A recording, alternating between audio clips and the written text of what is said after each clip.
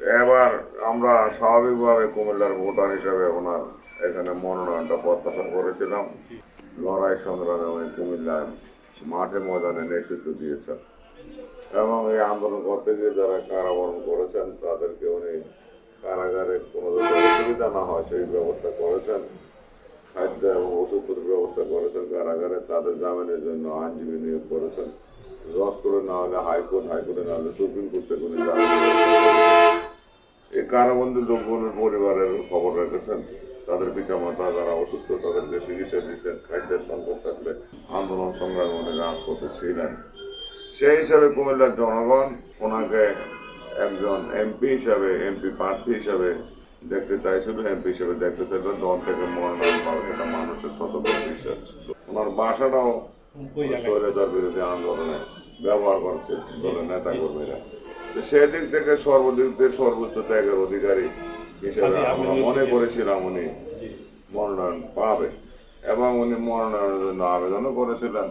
কিন্তু দল যেটা সিদ্ধান্ত নিল মানুষ এটা মানতে পারে নাই, যার কারণে দীর্ঘ 59 দিন কুমিল্লার রাজপথে মনোনয়ন পরিবর্তনের জন্য আন্দোলন হচ্ছে এবং আন্দোলনের কারণে আমাদের দলের চেয়ারম্যান তারেক রহমান সাহেবের দৃষ্টি আকর্ষণ হওয়ার পর আমাদের বর্তমান মন্ত্রী মহোদয় হাজী আমিনুর রশিদ ইয়াসিন ভাইকে ডেকে ওনাকে বললো যে আমাকে সাহায্য করেন, আমি মনোনয়নপত্র প্রত্যাহার করেন। উনি ওনার প্রতি সম্মান দেখিয়ে দলের প্রতি অনুগত্য প্রদর্শন করে দলের সিদ্ধান্ত মেনে উনি মনোনয়নপত্র প্রত্যাহার করেছে। সাথে সাথে ওনাকে কুমিল্লার 6টা নির্বাচনী এলাকার সমন্বয়ক হিসেবে দায়িত্ব দেওয়ার পর উনি যথারীতি অত্যন্ত সাংগঠনিক দক্ষতার সহিত 6 নির্বাচনী এলাকা নির্বাচনী প্রচারণার কাজে ব্যস্ত ছিলেন এবং সব জায়গায় সমন্বয় করেছেন। উনি এই 6টা আসন থেকে 5টা আসন আমাদের দলের চেয়ারম্যান তারেক রহমানকে উপহার দিয়েছেন তথা বিএনপিকে উপহার দিয়েছেন। এবং আমরা যখন এই নির্বাচনের পর একটা হতাশার ভিতরে ছিলাম যে আমাদের এই নেতা দীর্ঘদিন ত্যাগ স্বীকার করলো, 33 বছর 35 বছর ধরে বিএনপি করলো, যোগ্যতা থাকা সত্ত্বেও মনোনয়ন করে না, উনি সব নির্দেশে পালন করলেন, ওনার কি হবে? তখন একদিন আমরা মন্ত্রী পরিষদ যখন গঠিত হয় তখন দেখলাম ওনাকে এই মন্ত্রী পূর্ণ মন্ত্রী হিসাবে উনি শপথ গ্রহণ করলেন। 3টা মন্ত্রণালয় ওনাকে আমার কাছে ওনার দায়িত্ব দিলেন। উনি মন্ত্রিসভার অন্যতম সদস্য হিসাবে আমরা কুমিল্লার মুখ উজ্জ্বল করেছেন। তা আমরা সৌভাগ্যবান এই কারণে আমাদের সদর দক্ষিণের মাটিতে আমাদের ব্রিটিশ বিরোধী আন্দোলনের নেতা মরহুম আশরাফুদ্দিন চৌধুরী জন্ম নিয়েছিলেন। উনি একসময় শিক্ষামন্ত্রী ছিলেন যুদ্ধপক্ষের সময়। দলের কুমিল্লা জেলা শাখার সভানেত্রী ছিলেন, কেন্দ্রের ভাইস চেয়ারম্যান ছিলেন সাবেক সংসদ রাবেয়া চৌধুরীর পিতা মরহুম আশরাফুদ্দিন চৌধুরী। উনি ব্রিটিশ বিরোধী আন্দোলন ছিলেন এবং মন্ত্রী ছিলেন। আমার এই দক্ষিণ থেকে মল্লিক চৌধুরী সংসদে ছিলেন, উনি তখন হুইপ ছিলেন। আমার এই দক্ষিণ থেকে আজকে হাজী আমিনুর রশিদ ইয়াসিন ভাই এবং মন্ত্রিসভার সদস্য হয়েছেন। এটা আমাদের দক্ষিণের মানুষের কাছে গর্বের বিষয়, কারণ আমরা মাঠের কর্মী, তৃণমূলের পর্যায়ে কাজ করি। আমরা মাঠের মানুষের অবস্থান, মন মানসিকতা দেখে এই আন্দোলনের সাথে সম্পৃক্ত ছিলাম। মনোনয়ন পরিবর্তন করার জন্য, দলের বিরুদ্ধে না, কোনো ব্যক্তির বিরুদ্ধে না। তো যেহেতু আমরা পরিবর্তনের জন্য আন্দোলন সংগ্রাম করছি, এটা দৃষ্টি আমাদের দলের হাইকমান্ডের কাছে দৃষ্টিতে গেছে এবং আমাদের চেয়ারপারসনের নজরে গেছে। তার কারণে হাজী আমিনুর রশিদের বাইকে ডেকে নিয়ে বিষয়টা জানতে চাইছে। বলার পর উনি আমাদের তারেক সাহেব বলছেন যে ঠিক আছে আমি দিয়ে দিয়েছি, এখন আমার সিদ্ধান্ত আপনি প্রত্যাহার করেন। উনি নির্দেশ মেনে নিচ্ছেন এবং দলের প্রতি উনি আনুগত্য প্রকাশ করছেন, চেইন অফ কমান্ড উনি মেনেছেন, যার কারণে উনি আজকে পুরস্কারটা পেয়েছেন। যোগ্যতাও আছে, অভিজ্ঞতাও আছে, সবকিছু আছে। ওটা ধরেন একজন যখন মন্ত্রী হয়, মন্ত্রিসভার সদস্য হয়েছে, সারা দেশের মন্ত্রী, 16 কোটি মানুষের মন্ত্রী।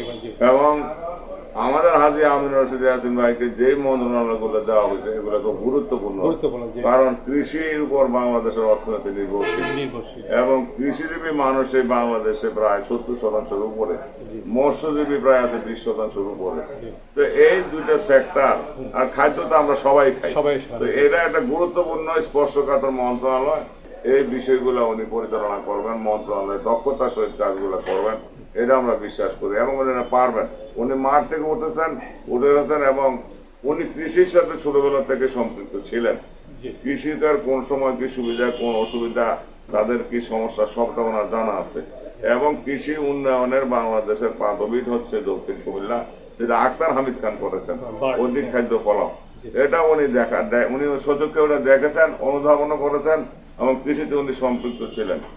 ওগুলো ওনার ছোটবেলা থেকে দেখা। উনি বিজিবি স্কুলের ছাত্র ছিলেন, একটা অভিজ্ঞতা সম্পন্ন ব্যক্তি আজ মন্ত্রণালয় আছে এবং বাংলাদেশে কুমিল্লা হচ্ছে কৃষি উদ্যোগ, ধান উৎপাদনের ক্ষেত্রে অধিক ফসল এখানে ফলায়, ওনারই অভিজ্ঞতা আছে। উনি যেটা মেয়র নির্বাচনের কথা আপনি বলছেন, মেয়র নির্বাচনের বিষয় যেহেতু এটা সিটি কর্পোরেশন, এটা দলের একটা সিদ্ধান্ত থাকবে, নির্দেশনা থাকবে। দলে একাধিক প্রার্থী থাকতে পারে, দলের নির্দেশনার বাইরে তো আমরা যাবো না। এখানে কোনো গ্রুপ নাই, কিন্তু নেতৃত্বের প্রতিযোগিতা আছে। প্রতিযোগিতা থাকা ভালো, কারণ এখানে প্রতিবার বিকাশ হয়, আর সহিংসতা হলে প্রতিভা ধ্বংস হয়। প্রতিযোগিতা থাকা ভালো, এটা প্রতিবার বিকাশ হয়। আপনার মূল্যবান কথা শুনলাম। শেষ মেসেজ যেটা আপনি দেবেন জনগণের কাছে, মানে গণমাধ্যমের মাধ্যমে আপনি আমাদের কুমিল্লা মহানগর চ্যানেলের মাধ্যমে আপনি জনগণের কাছে কি প্রত্যাশা করেন? না, আমরা তারা দুজনে, আমাদের নেতা দুজনে কুমিল্লার দিকপাল রাজনীতিতে, এই দুই দিকপাল যখন এক হয়েছে, আমরা আনুষ্ঠানিকভাবে আমরা একত্রিত হয়েছি আমাদের দলের চেয়ারম্যানের নির্দেশে, এবং কুমিল্লা তো এগুলো ঐক্যবদ্ধ মিটিং হয়েছে। আমি ওখানে পরিষ্কার বলেছি, তার নির্দেশে, আমাদের চেয়ারপারসনের নির্দেশে আমরা দুই দিকপাল কুমিল্লা রাজনীতির ঐক্যবদ্ধ হয়েছেন। আমরা নেতা কর্মীরা ঐক্যবদ্ধ, বিএনপির গভর্নর নেতা কর্মীরা ঐক্যবদ্ধ, বিএনপির গভর্নর জনগণ ঐক্যবদ্ধ। এই ঐক্যবদ্ধের পাশাপাশি কি কুমিল্লা বিভাগ আন্দোলনের বিষয়টা যেটা, সেটাকে বাস্তবায়ন বিভাগ আন্দোলন তো সমাপ্তির পথে, বিভাগটা দেওয়ার বিষয়। এটা বিএনপি তার নির্বাচনের আগে বলছে বিভাগ দেবে, সরকারও বিভাগ দিতে চায়, এবং বিভাগ দেওয়ার ক্ষেত্রে যেই সমস্যাটা আঞ্চলিক সৃষ্টি হয়েছে, এটা আশা করি কেটে যাবে। এবং বিভাগটা আমাদের পাওনা, এটা হয়ে আছে, এটা কোনো সমস্যা নেই, উন্নয়নের ক্ষেত্রে কোনো বাধা নেই। তবে এখানে আমাদের কুমিল্লা শহরের জলবদ্ধতার ব্যাপারে যারাই কথা বলে, কিভাবে নিরসন করবে এটা বলে না। যখনই তারা বলে যানজট নিরসন করবে, তারা কিভাবে করবে এই কথাটা বলে না। যেমন আপনাকে বলি, সালাউদ্দিন থেকে নোয়াগাঁও পর্যন্ত যে খালটা আছে, এই খালটাতে এখন কিছু কিছু কাজ হয়, সাইড ওয়ার্ক হয়, কিন্তু এই খালটা আজ এই কুমিল্লা শহরের ৭৫% পানি বেরিয়ে যায়। কিন্তু এই খালের মধ্যে ছোট ছোট মানুষের অ্যাপ্রোচ কারবার হচ্ছে, এবং কয়েকদিন পরে পরে ভ্যাকও আসে, জনজীবন বিধ্বস্ত হয়। এই এতবার ভ্যাকও আসছে, যে টাকাটা ব্যয় হয়েছে এই টাকাটা দিয়ে এটা বক্স কালভার্ট করবে, এবং ঢাকা শহরটা বক্স কালভার্টের উপরে আছে।